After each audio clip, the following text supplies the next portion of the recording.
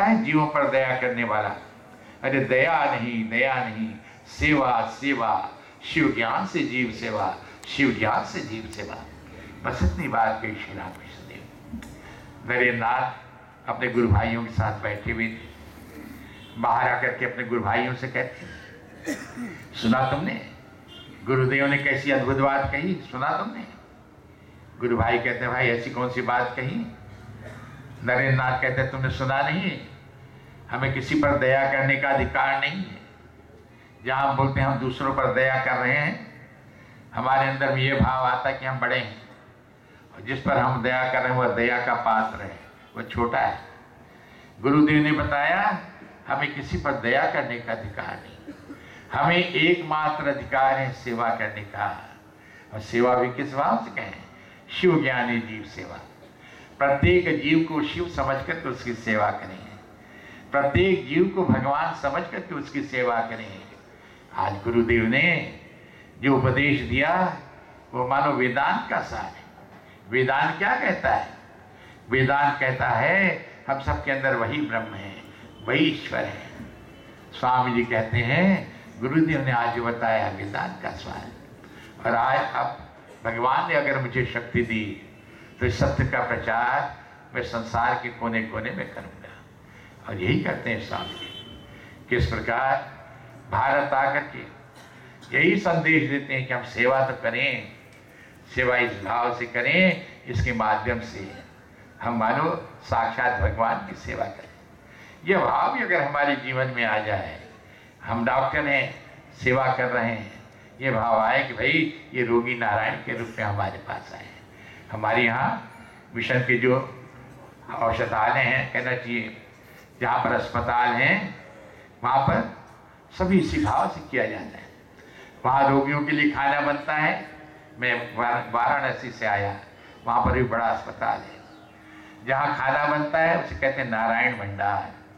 वहाँ मानो नारायण के लिए खाना बनता है। खाना बनने के बाद पहले रोगियों के पास जाता है, बाद में वही खाना हम साधुओं के पास परोसा जाता है। मानो वहाँ पर जो रोगियों की सेवा हो रही, रोगी नारायण के रूप में सेवा हो रही।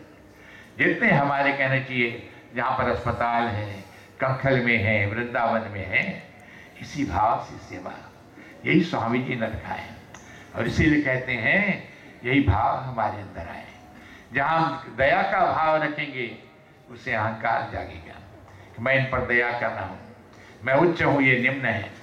पर कहते हैं जहाँ यह भाव रहेगा कि मैं तुच्छ हूँ, ये साक्षात नारायण मेरे ये रोगी नारायण के रूप में आया है, यह भिखारी नारायण के रूप में मेरे पास आया है, यह बालक नारायण के रूप में मेरे पास आया है। अगर हम विचार करके देखें कितना अंतर आ जाएगा। भले उसका उपकार हो न हो, हमारा उपकार हो जाएगा। और हमारे स्वामी जी ने जो रामकृष्ण मठ और मिशन की स्थापना की, उसका आदर्श वाक्य क्या बनाया? आत्मनो मोक्षार्थम जगत हिताय च। अपनी आत्मा की मुक्ति का प्रयास करो, साधना करके, जंगल में जाके तपस्या करके नहीं, जगत हिताय च, जगत का कल्याण करते हुए अपनी आत्मा की मुक्ति का प्रयास। हम जिस भी क्षेत्र में रहें वहाँ रह करके यथासाध्य सेवा कर सकते हैं। चाहे हम गृहस्थ हों, चाहे हम साधु हों, यह सेवा का मार्ग तनिक मार्ग रूप में अपनाएं तो कहते स्वामी जी कहते हैं इससे हमारा आत्मिक विकास होगा।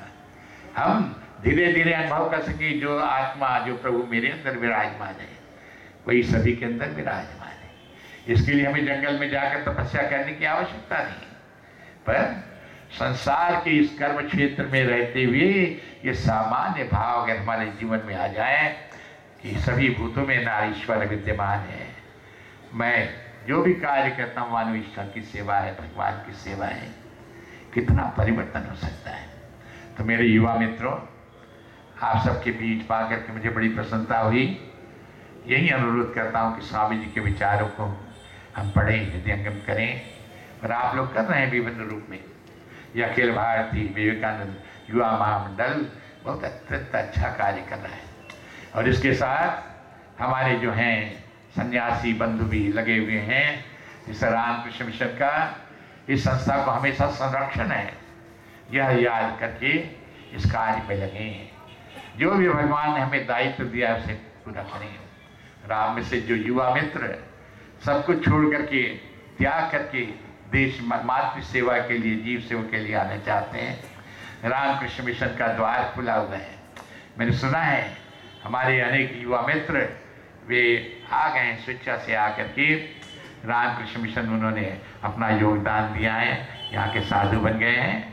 तो जिनके अंदर में ऐसी इच्छा हो कि मैं अपने जीवन का पूरा समर्पण करूं, जीव सेवा में लगा दूं, यहाँ भी अपना योगदान दे सकते हैं। जो परिवार लेकर के हैं, जैसा मैंने कहा, परिवार के लोगों के प्रति हमारा जो कर्तव्य होता है, उसके प्रति, राष्ट्र के प्रति जो कर्तव्य होता है, उसका निर्वाह करते हुए हम अपने जीवन में धन्यता ला सकेंगे, उस परमेश्वर की अनुभूति कर सकेंगे, और साथ ही साथ इस देश का विकास होगा। जो स्वामी जी ने सोचा, स्वामी जी कहते थे मैं देख रहा हूँ मेरा देश जाग गया है, ये कभी सोने वाला नहीं है। भारत माता जाग उठी हैं, वे कभी निद्रावस्था में नहीं जाएंगी। और यह जो स्वामी जी का सपना, उसे हम साकार करने की कोशिश करें। हम आज़ाद देश के नागरिक हैं, पर अभी सही रूप में आज़ाद नहीं हुए हैं। इसलिए ये विचार हम फैलाएं, खुद अपने जीवन में लाएं। स्वामी जी कहते हैं first be and then make, पहले बनो फिर बनाओ। ये सिद्धांत हमेशा मनन करें। पहले हम अपने जीवन में स्वामी जी के विचारों को लाएं, उसे प्रसारित करने का प्रयास करें। मैं सब आपके प्रति बहुत धन्यवाद देता हूँ, विशेष करके रामकृष्ण मिशन और विशेष करके हमारे विवेकानंद युवा मंडल के सम्मानित पदाधिकारियों के प्रति मैं कृतज्ञता ज्ञापित करता हूँ। प्रभु से यही प्रार्थना करता हूँ, हम सबका जीवन मंगलमय हो, आनंदमय हो, शांतिमय हो। इसी प्रार्थना के साथ वाणी को विराम देता हूँ। हरि ओम।